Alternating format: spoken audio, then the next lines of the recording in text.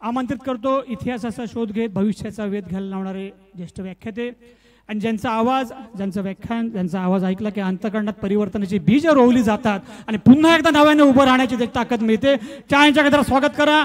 इतिहास अभ्यासक, ज्येष्ठ व्याख्याते, लेखक, शिवसेना उपनेते सन्मान्य डॉक्टर नितीनजी अनुगडे पाटील साहेबांचे. छत्रपती शिवाजी महाराज की.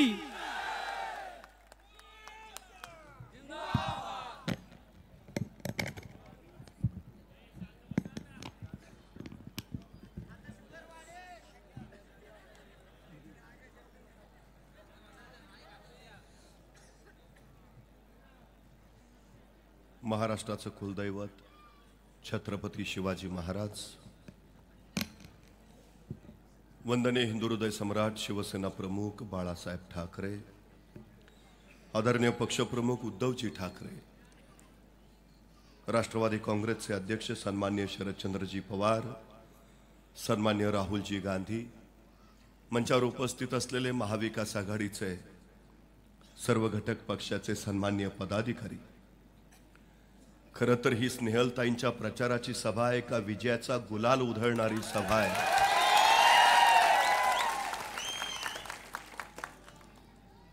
या उत्साहात उपस्थित असलेले, स्नेहलताईंना विजयी करण्यासाठी आतुर असलेले आपण सर्व,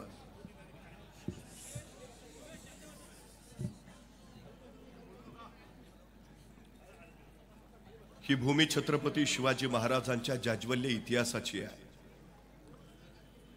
ही भूमी डॉक्टर बाबासाहेब आंबेडकरांच्या सामाजिक क्रांतीची आहे.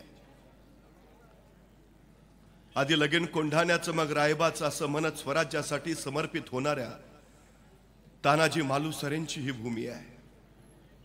ही भूमी शेलार मामांची, स्वराज्यासाठी बलिदान देणाऱ्या सरदार गोदाजी जगतापांची ही भूमी आहे.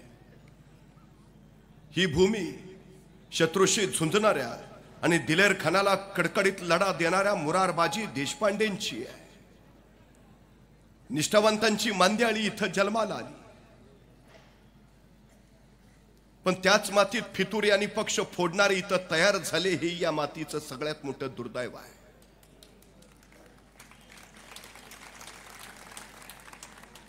मी परवा बसमधनं प्रवास करत होतो. बस स्टँडवर उभा होती. बस सुटायला अवधी होता. माझ्या शेजारी एक सद्ग्रस्त आले. त्यांनी खिशात हात घातला, खिशातनं चिल्लर काढली, हातावर घेतली, नीट मोजली. मी खिडकीतनं बाहेर बघितलं. बाहेर पेपर विकणारा होता, वडापाव विकणारा होता, पाणी बॉटल विकणारा होता. मला वाटलं यांना काहीतरी घ्यायचं असेल, पण काहीच न घेता त्यांनी चिल्लर परत खिशात ठेवली. परत 2-5 मिनिटं गेली. त्यांनी परत खिशात हात घातला, खिशातली चिल्लर काढली, हातावर घेतली, नीट मोजली, परत खिडकीतनं बाहेर बघितलं, काहीच न घेता परत चिल्लर खिशात ठेवली. तेवढ्यात कंडक्टर एसटीत आला. त्यांनी दणदणदल बेल वाजवली. बेलचा आवाज ऐकून ड्रायव्हर हात बसला आणि कंडक्टरनं गाडी जाऊ द्या म्हणून त्याला सिग्नल दिला. तशी गाडी सुरू झाली. गाडी जशी सुरू झाली तसा सद्ग्रस्तानं परत खिशात हात घातला, खिशातली चिल्लर बाहेर काढली, हातावर घेतली, नीट मोजली. तोपर्यंत गाडी धावायला लागलेली. यांनी धावत्या गाडीच्या खिडकीतनं हात बाहेर काढला आणि पेपरवाल्याला हाक मारली. हे पेपरवाला इकडे ये. पेपरवाला धावत आला. धावत्या गाडीच्या खिडकीतनं त्यांनी पेपर आत दिला. यांनी चिल्लर त्याच्या हातावर ठेवली. गाडी पुढे पळत राहिली. मला प्रश्न पडला, गाडी 15 मिनिटं बस स्टँडवर उभा होती, त्यावेळी यांनी पेपर घेतला नाही आणि गाडी धावायला सुरू झाली, मग यांनी पेपर घेतला. मी म्हटलं असं का? त्यावर तो सद्ग्रस्त मला म्हणाला, त्याचं काय आहे, माझ्याकडे जी चिल्लर होती त्यातला 1 रुपया खोटा होता. आता मी गाडी उभा असताना पेपर घेतला असता तर पेपरवाल्याला रुपया खोटा इथे कळलं असतं, पण आता गाडी पुढे निघून आली आहे. आता रुपया खोटा इथे कळलं तरी तो काही मागं पळत येत नाही. मला इथे सद्ग्रस्ताचं मोठं कौतुक वाटलं. गाडी पळत होती, हा पेपर वाचत होता. पेपर वाचता वाचता 15 मिनिटांनंतर हा अचानक हसायला लागला. म्हटलं आता काय झालं? तो म्हटला काही नाही, त्यांनी पेपर कालचाच दिलाय.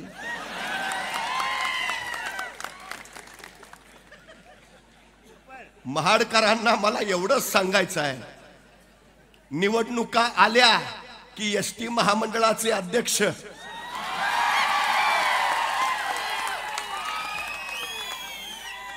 एसटीतनं अशीच आश्वासनांची चिल्लर देतात. एकदा निवडणूक झाली की आता मागं कोण पळत येत नाही म्हणत निवांत राहतात. 15 वर्ष अशी गेलीत. आता आश्वासनांची चिल्लर सोडा आणि बंद्या रुपयासारखी खणखणणाऱ्या स्नेहलताई जगतापांना विजयी करा. मला प्रश्न पडतो, उद्धवजी ठाकरे मुख्यमंत्री होते, कोरोनाचं महाभयानक संकट महाराष्ट्रावर कोसळलेलं, हॉस्पिटलची कमतरता, डॉक्टरांची कमतरता, कर्मचाऱ्यांची कमतरता, एवढंच नव्हे ऑक्सिजनची कमतरता. पण असल्या संकटावर मात करत सुद्धा उद्धवजींनी महाराष्ट्र सुरक्षणाने सुखरूप ठेवला. पण ही परिस्थिती असताना सुद्धा उद्धवजींनी परकीय गुंतवणूक आणली, उद्योगधंद्यात वाढ केली, बेरोजगारीत घट झाली. महाराष्ट्र थांबला नाही, महाराष्ट्र थांबणार नाही म्हणत उद्धवजींनी महाराष्ट्र प्रगती पथावर नेला. त्यावेळी देशामध्ये अनेक वेळा सर्वेक्षण झाली आणि त्या सर्वेक्षणामध्ये देशातील सर्वोत्तम पहिल्या 5 मुख्यमंत्र्यांमध्ये उद्धवजी ठाकरे कायम राहिले. मला प्रश्न असा पडला की जर महाराष्ट्र प्रगतीपथावर होता, जर उद्धवजी सर्वोत्तम मुख्यमंत्री होते, तर उद्धवजींचा पक्ष का फोडला? 40 गद्दार सुरत गुवाहाटीला का पळून गेले? कशासाठी? महाराष्ट्राच्या राजकारणाची पातळी यांनी इतकी खाली आणली की परवा माझा एक ताई मित्र धावत आला. म्हणलं आमच्या पिंटूला बघितलंस का? म्हणलं नाही. म्हणलं अर्धा तास झाला सापडेनाच झालाय. मला काही कळेना. म्हणलं शोध, मी पण शोधतो. तासाभराने तो मित्र त्याच्या पिंटूला घेऊनच माझ्याकडे आला. म्हणलं बरं झालं सापडला वाटतं. मग मी त्या पिंटूला विचारलं, पिंटू कुठे गेला होता? पिंटू म्हटला गुवाहाटीला. मला काही कळेच ना. अरे म्हटलं गुवाहाटीला? नाही म्हटलं आम्ही खोके खोके खेळत होतो. कुठल्या दिशेला महाराष्ट्राचं राजकारण नेऊन ठेवलं तुम्ही? सुसंस्कृत राजकारणाची परंपरा असणारा महाराष्ट्र कुठल्या पातळीवर आणून ठेवलात तुम्ही? कशासाठी? ती रात्र महाराष्ट्र अजून विसरला नाही, ज्या रात्री उद्धवजी ठाकरेंनी वर्षा बंगला सोडला आणि ते मातोश्रीकडे निघाले. सगळा महाराष्ट्र हळहळत होता, अनेकांच्या डोळ्यात अश्रू होते आणि हे 40 गद्दार टेबलावर चढून नाचत होते. उद्धवजी मुख्यमंत्री पदावरनं खाली उतरले म्हणून तुम्ही नाचत होता का महाराष्ट्र लुटायला यांना मोकळा करून दिला म्हणून तुम्ही नाचत होता? कशासाठी गेलात तुम्ही? हिंदुत्वासाठी? विकासासाठी? राष्ट्रवादीचे अर्थमंत्री आम्हाला निधी देत नाहीत म्हणून आम्ही गेलो. आता त्याच राष्ट्रवादीच्या अर्थमंत्र्यांच्या मांडीला मांडी लावून बसताय. किती निधी मिळाला? किती महाड विधानसभा मतदारसंघाचा विकास झाला? मला तर इथं आल्यावर असं प्रश्न पडला की मी चकचकीत रस्त्यांवरच चालत असेल. सगळीकडे सुगंधी द्रव्य फुवारले असतील, पण वातावरण इतकं प्रदूषित झालंय, राजकारणाचं नव्हे, आता येताना सगळ्या परिसराचं सुद्धा. कुठल्या दिशेला चाललो आम्ही? मला वाटलं इथं आता काम करायचं काही शिल्लकच नसेल, सगळंच करून झालं असेल. काही नाही हो, नुसत्या घोषणा, नुसती आश्वासन, दुसरं काही हाताला लागलं नाही महाडकरांच्या. काय झालं इथं 15 वर्षामध्ये? इथं महाड औद्योगिक वसाहत आहे, वाळे वसाहत आहे. किती नवीन उद्योग आले इथं, किती नवीन प्रकल्प सुरू झाले. स्थानिक भूमिपुत्रांना इथं रोजगार मिळतो का? थर्ड पार्टी कंत्राटी भरती होते. 10-10 वर्ष काम करून सुद्धा कायमस्वरूपी नोकरीत होता येत नाही. आयुष्याचं भविष्य अधांतरी तसंच टांगलं जातं. हा तुमचा विकास आहे? माणिकराव जगताप आमदार होते, धरण सुरू केलं, 99% काम झालं. गेल्या 15 वर्षात ते धरण साधं पूर्ण झालं नाही. प्रचंड पाऊस पडतो म्हणे इथं आणि उन्हाळ्यात पाणी टंचाई. पिण्याच्या पाण्याची व्यवस्था तुम्हाला करता येत नाही. काय करायचं? पुण्या मुंबईला चाकरमानी म्हणून आम्ही जायचं, माय पंढरी सोडायची आणि परक्या ठिकाणी चाकरी करत राहायचं. काय प्रश्न इथल्या रोजगाराचा? हे का झालं सगळं? ही गद्दारी का?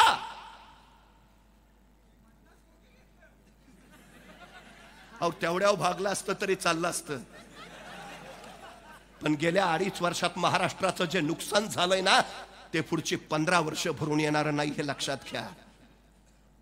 उद्धवजी ठाकरे मुख्यमंत्री होते, महाराष्ट्रातला एकही उद्योग गुजरातला गेला नाही.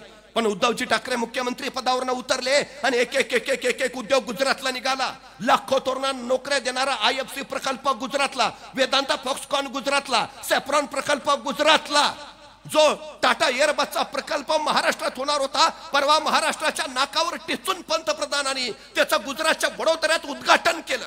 आमच्या पोराच्या तोंडच्या रोजगाराचा घास पळवून नेला. बल्क ड्रग पार्क गुजरातला, आमच्या पोरांच्या वाटेला ड्रग्स पार्क. काय परिस्थिती आहे इथली. परवा पोलीस भरती निघाली, जागा 6000, अर्जाले 7 लाख. 3 विभागाच्या शासकीय भरत्या निघाल्या, जागा 23,000, अर्जाले 35 लाख. स्वच्छता कर्मचारी म्हणून इंजिनियर झालेली पोरं ज्यावेळी नोकरीसाठी मुलाखतीला रांगेत उभा राहतात ना, त्यावेळी वाईट वाटतं. आमच्या पोरांच्या या परिस्थितीची जबाबदारी कोण घेईल. काय अवस्था आहे. परवा एक तरुण भर रस्त्यातही उभा राहिला आणि म्हणला हे सरकार बिनकामाचं आहे, या सरकारनं बेरोजगारी वाढवली, या सरकारनं महागाई वाढवली, या सरकारचा काय उपयोग नाही. अशी तुमच्यासारखी माणसं गोळा झाली. मग ह्याला आणखीनच ताव आला, हे सरकार बिनकामाचं, या सरकारचा काय उपयोग नाही. तेवढ्यात पोलीस आले, त्याला धरून सरळ पोलीस स्टेशनला नेलं. पोलीस स्टेशनला नेल्यावर त्यानं विचारलं मला इथं का धरून आणलंय. ते पोलीस इन्स्पेक्टर म्हटले तू सरकारच्या विरोधात बोलत होतास म्हणून तुला इथं आणलंय. तसा तो म्हटला अहो साहेब मी आपल्या सरकारच्या नाही, पाकिस्तान सरकारच्या विरोधात बोलत होतो. तसा तो पोलीस इन्स्पेक्टर म्हटला तू काय आम्हाला येडा समजतो का. आम्हाला माहित नाही का कुठलं सरकार बिनकामाचं आहे ते. आम्हाला माहित नाही का कुठल्या सरकारनं बेरोजगारी वाढवली ते. आम्हाला माहित नाही कुठल्या सरकारनं महागाई वाढवली ते. अहो सगळ्यांना माहिती आहे शेठ, ये पब्लिक है, सब जानती है. मग आता उत्तर शोधावं लागेल. 20 तारखेला मशालीचं बटन दाबून स्नेहलताई जगतापांना विक्रमी मतांनी विजयी करावंच लागेल. तर परिवर्तन घडेल, तर परिवर्तन घडेल. काय परिस्थिती आहे आमच्या पोरांच्या शिक्षणाची परिस्थिती नेमकी काय आहे. 62,000 शाळा खाजगी कंपन्यांना देऊन टाकल्या. कमी पटसंख्या म्हणून अनेक शाळा, 17,000 शाळा बंद केल्या. तुमचा भाग तर सगळा दुर्गम आहे. किती शाळा बंद झाल्या. पोरांनी शिकायचं नाही आमच्या. काय परिस्थिती आहे इथली. सर्वसामान्य काम करणाऱ्या कामगाराची मुलं शिकूच नाहीत अशी व्यवस्था करून ठेवली.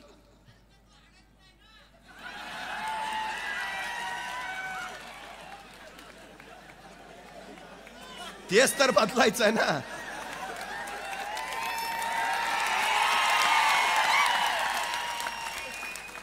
जपानमध्ये कामी शिराताकी नावाचं एक रेल्वे स्टेशन आहे. त्या कामी शिराताकी रेल्वे स्टेशनवरनं रोज सकाळी एक रेल्वे जाते आणि तीच रेल्वे संध्याकाळी परत येते. त्या रेल्वेतनं प्रवासी प्रवास करत नव्हते म्हणून ती रेल्वेने रेल्वे स्टेशन बंद करायचा निर्णय जपान सरकारनं घेतला. पण माहिती काढायला अधिकाऱ्याला सांगितलं. त्यावेळी त्या अधिकाऱ्याला अशी माहिती मिळाली की त्या रेल्वेतनं फक्त एकच मुलगी रोज सकाळी शाळेला जाते आणि संध्याकाळी शाळा सुटल्यावर तीच मुलगी त्याच रेल्वेनं परत येते. म्हणजे अख्ख्या रेल्वेतनं फक्त एक मुलगी प्रवास करते. एवढं जपान सरकारला कळालं आणि जपान सरकारनं ती रेल्वेनी रेल्वे स्टेशन बंद करायचा निर्णय मागं घेतला. जोपर्यंत त्या मुलीचं शिक्षण होणार नाही तोपर्यंत ती रेल्वे आणि रेल्वे स्टेशन चालू राहील असा निर्णय त्या जपान सरकारनं. का जपान पुढे प्रगती पथावर आहे हे खरं उत्तर आहे. कारण तिथल्या नागरिकांची काळजी घेतली जाते, तिथल्या मुलींच्या शिक्षणाची काळजी घेतली जाते. आज परिस्थिती काय आहे. पहिलीमध्ये प्रवेश घेणाऱ्या मुलींची संख्या होती 1,03,00,000 पैकी 12वीत किती पोहोचल्या अवघ्या 20 लाख. म्हणजे शिक्षण प्रवाहाच्या बाहेर किती मुली फेकल्या गेल्या तब्बल 83 लाख. या 83 मुलींना जर तुम्ही शिकवलं असतं तर त्या त्यांच्या पायावर उभा राहिल्या असत्या. स्वतः 15 ते 50 हजार पगार त्यांनी कमावला असता. तुम्हाला 1500 रुपये द्यायची गरज नव्हती.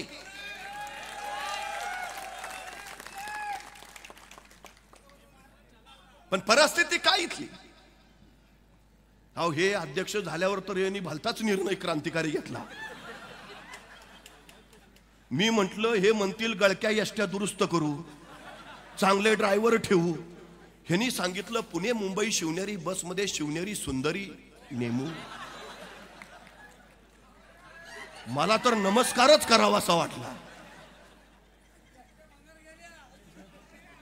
अहो त्या यष्टांवर जाहिराती बघितल्यात तुम्ही, कोट्यावधीच्या नुसत्या जाहिराती. अहो त्या यष्टांवरच्या जाहिरातीचा खर्च जरी वाचवला असता तरी प्रवाशांना गळक्या यष्टीत बसायची वेळ आली नसती, हे आम्ही लक्षात घ्यायला हवं. पण नुसत्या जाहिराती यांच्या 5 दिवसाचा ताई खर्च जाहिरातींचा यांचा 9 कोटी रुपये आहे. 9 कोटी. 5 दिवसाचे 9 कोटी वाचवले असते तर आमच्या लाडक्या बहिणींना 5-5 नव्हे 3-3 हजार रुपये तरी देता आले असते. पण यांना देण्यात नाही, दाखवण्यात जास्त रस आहे. ही सगळ्यात मोठी वस्तुस्थिती आहे इथली. तुमची परिस्थिती काय आहे आताची? नवीन उद्योग नाहीत, काही नाही. बाकीचं तर सगळ्या गोष्टी सांगितल्यात, पण तुमच्या माहितीसाठी सांगतो. नवीन कामगार कायदे येत आहेत. त्या नवीन कामगार कायद्यानुसार कामाचे तास 8 तासावरनं आता 12 तास होतील. किमान वेतन कायदा बदलला जाईल. वेतन निश्चित नसणार.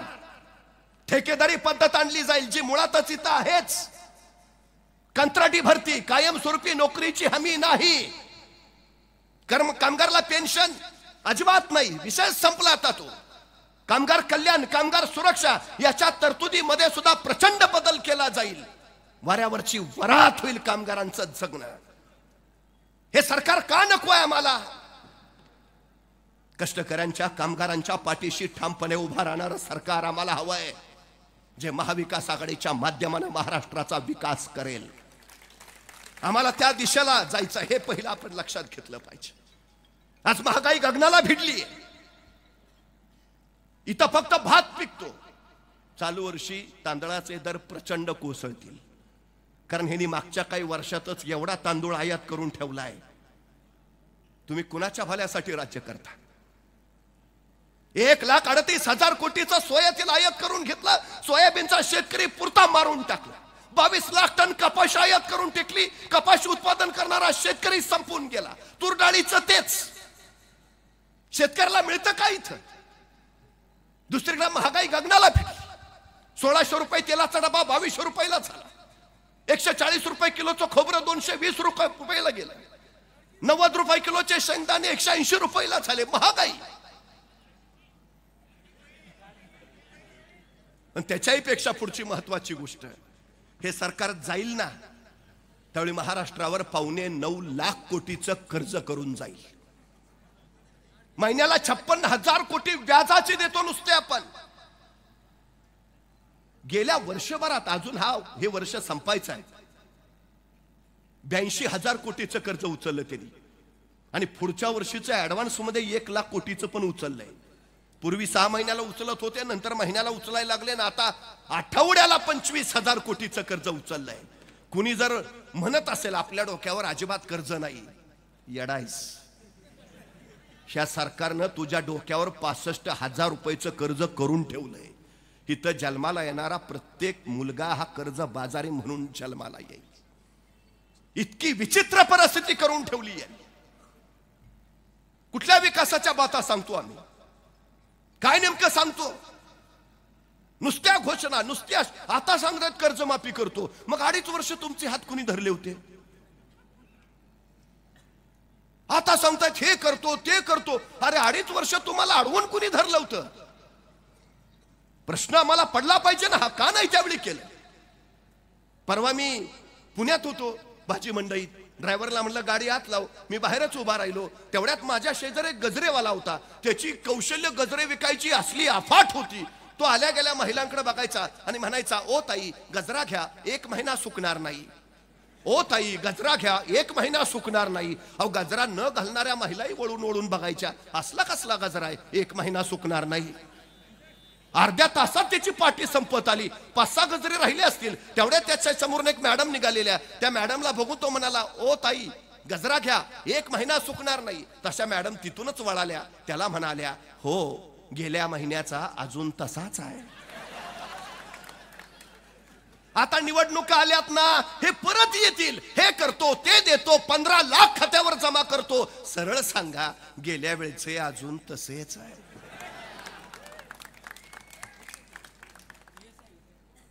प्रत्यक्ष कृतीवर भर देणार आहे. सर्वसामान्य माणसाच्या दुःखाची सय असणारा, प्रत्येक प्रश्न माहिती असणारा आणि प्रत्येक प्रश्नाची उत्तरं जाणणारा आमदार निवडून देणं हे तुमचं आमचं सगळ्यात पहिलं महत्वाचं काम आहे.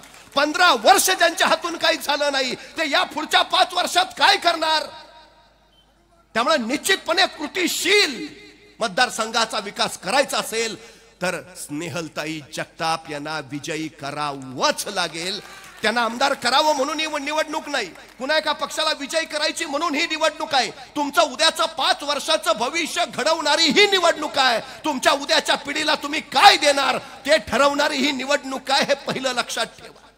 2.5 वर्षांच्या हातून काही झालं नाही आणि मग त्या 2.5 वर्षाच्या अपयशावर पांघरून घालायचं काम आता वेगवेगळ्या गोष्टी करून यांचं चाललंय.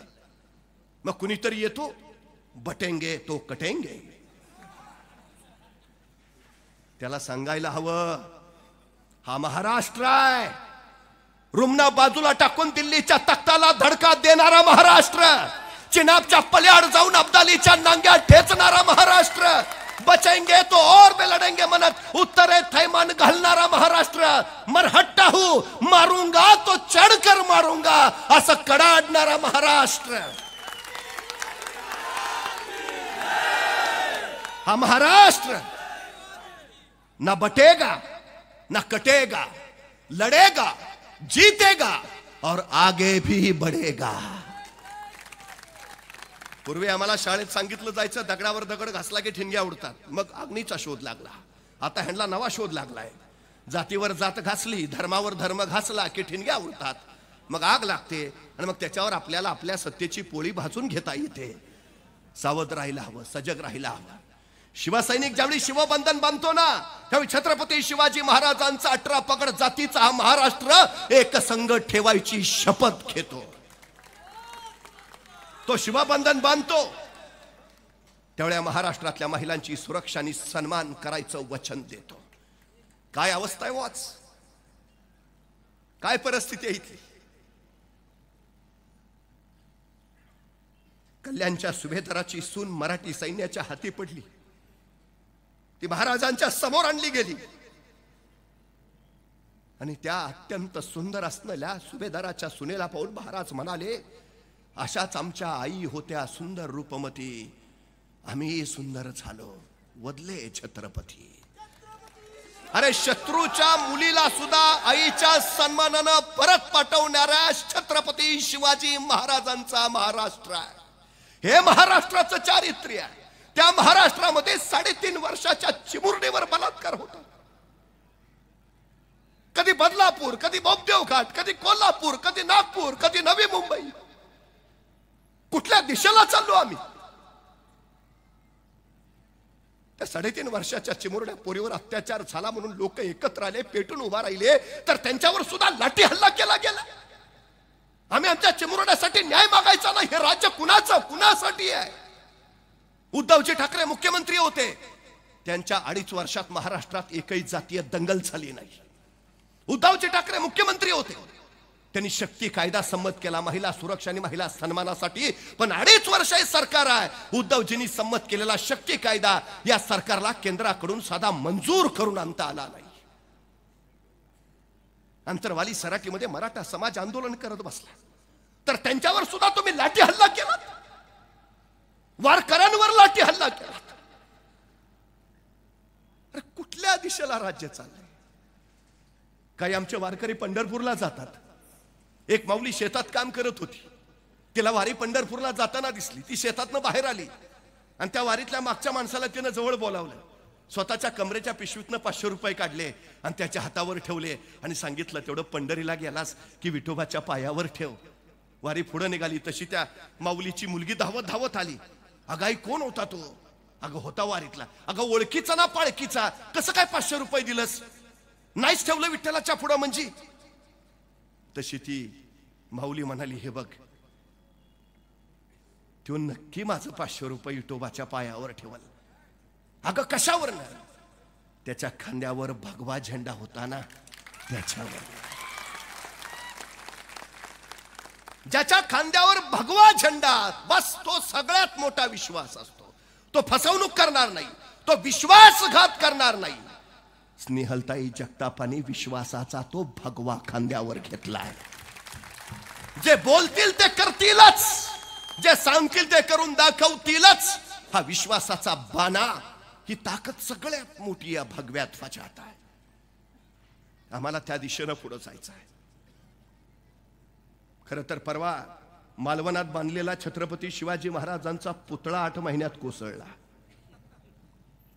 एक शिवभक्त मला म्हणाला, 350 वर्षापूर्वी छत्रपती शिवाजी महाराजांनी सिंधुदुर्ग किल्ला बांधलाय, अजून जसाच्या तसा आहे. 8 महिन्यात पुतळा कोसळतो, पण 350 वर्षापूर्वीचा महाराजांचा सिंधुदुर्ग मात्र अभेद्य राहतो. महाराजांनी तो सिंधुदुर्ग बांधताना त्यात काय मिक्सचर वापरला असेल? मी म्हटलं, हे बघ, मिक्सचर काही का असेना, पण त्या मिक्सचर मध्ये प्रामाणिकपणा होता एवढं मात्र नक्की आहे. त्या मिक्सचर मध्ये इमानदारी होती एवढं मात्र नक्की आहे. हे 2.5 वर्ष चाललेलं सरकार हे बेकायदेशीर लोकांचं सरकार आहे. आता आम्हाला महाराष्ट्राशी प्रामाणिक राहणाऱ्या लोकांचं सरकार आणायचं आहे. आम्हाला इमानदार लोकांचं सरकार आणायचं आहे. आणि म्हणूनच आम्हाला मशालीचं बटन दाबायचं आहे. हे पहिलं लक्षात असू द्या. एका सिंहाने एका कोल्याला धरलं आणि म्हटलं, मला रोज शिकार आणून द्यायचे नाही तर तुलाच संपवतो. ते कोलही भेटलं. यांची अवस्था तशीच आहे. मग ते कोला गेला एका हरणाकडं. हरणाला म्हटला, तुला जंगलच्या राजाने बोलावलंय. म्हणे, का? अरे तुला जंगलचा राजा बनवायचा आहे. हे काहीतरी काय सांगतो? अरे खरंच सिंह महाराज मला स्वतः म्हणले, आता हरणाला जंगलचा राजा करू. चल चल चल. ते बोळं हरिण लगेच निघालो कोल्याबरोबर. सिंहाजवळ पोचलं तसं सिंहानं पहिली झडप घातली आणि त्या हरणाची शेपटी त्याच्या तोंडात आली, तुटली. हरिण झप दिशी धूम पळत सुटलं. कसं तरी वाचवलं म्हणून धापा टाकतोय, तोपर्यंत कोला मागणं आलाच. का आलास? मरायचं आहे. थोडक्यात वाचलो नाही का, तुझ्या नादाला लागलो आणि संपलोच असतो. तसा कोला म्हटला, तू येडा आहे का? अरे शेपटी तोडली माझी. हो बरोबर आहे की. आणि मग? अरे तुला आता जर राजा करायचा आहे तर तुला सिंहासनावर नीट बसता आलं पाहिजे की नाही? मग तुला सिंहासनावर नीट बसता यावं म्हणून सिंह महाराजांनी तुझी शेपटी तोडली. असं आहे का? मग काहीतरी वेड्यागत मनात घेतोस. चल, बोलावलंय सिंह महाराजांनी. बोळ हरिण खरंच वाटलं त्याला, निघाला परत कोल्याबरोबर. सिंहाजवळ असलं, सिंहानं परत झडप घातली. कसं तरी हे पळाला, पण कान सिंहाच्या जबड्यात अडकलाच, तुटला कान. परत भीत भीत भीत पुढं आलं. कोला मागणं आलाच. कार पळून आलास? अरे काय मारतो का काय तू? नशिबानं वाचलो लेखा, कान तोडलाय माझा. तसा कोला म्हटला, अरे तुला किती वेळा सांगितलं तुला जंगलचा राजा बनवायचा आहे ना, मग तुझ्या डोक्यावर मुकुट घालायला नको? आता तुझे कान बाहेर कसं मुकुट बसेल म्हणून महाराजांनी तुझा कान तोडला. बोला, असं आहे का? चल चल चल, बोलावलंय महाराजांनी. भोळ हरिण निघाला परत महाराजांकडं. जसं हरिण जवळ आलं, सिंहानं झडप खाल्ली. फिनिश, काम खतम.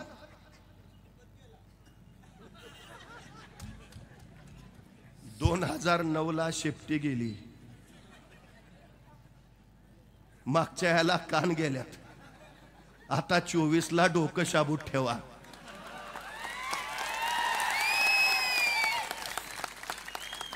उगाच मतदार राजा म्हणून तुम्हाला सगळीकडे बसवू म्हणत्याल. सावध व्हायला हवं, सजग राहायला हवं.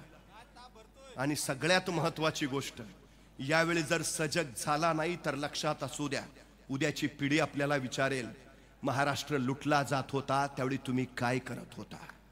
महाराष्ट्र विकला जात होता त्यावेळी तुम्ही काय करत होता? इथला रोजगार, इथला उद्योग आपल्या तोंडात जवळून गुजरातला नेला जात होता, तुम्ही काय करत होता? त्यावेळी आम्हाला सांगता आलं पाहिजे. असं काही होणार नाही, कारण आम्ही स्नेहलताई जगतापांच्या सोबत उभा होतो. आम्ही उद्धवजी ठाकरेंच्या बरोबर उभा होतो.